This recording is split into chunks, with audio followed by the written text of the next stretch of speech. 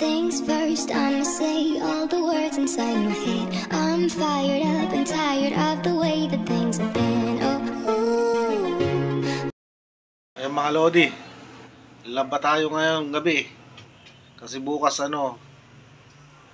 dadalawin ko ang aking mother, gawa ng may sakit daw.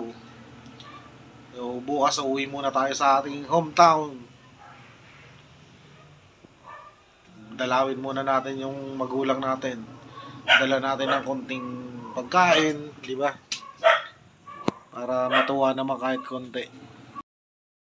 Yan mga Lodi, may bago tayong naidagdag sa ating mga paninda.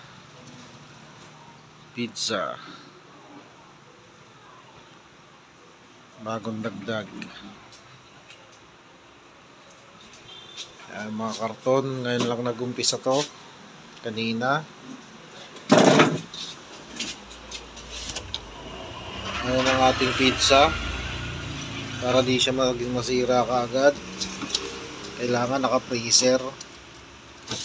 Kaya binuksan namin yung freezer namin isa. Ayan.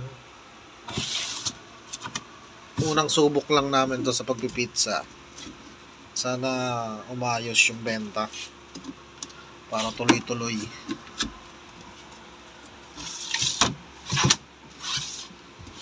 Ayan. Bukas masubukan natin kung may bibili. Pero wala ako dito bukas gawa ng uuwi ako sa amin. Gawa ng yung nanay ko kasi medyo may sakit. Kailangan nating dalawin.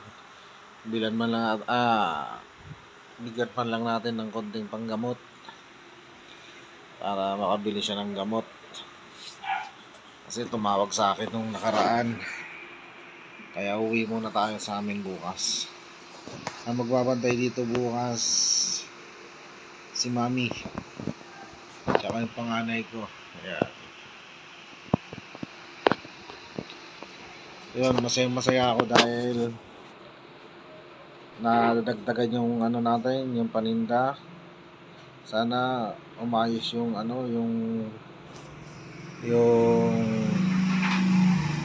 negosyo natin na Pizza Hut para tuloy-tuloy ang pagbibenta natin.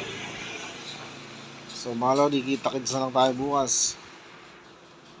Ayan, nandito ulit ako na nagsasabing paki-share at subscribe ang aking YouTube channel. Malaking tulong sa akin yung mga Lodi. Maraming salamat. Bye bye.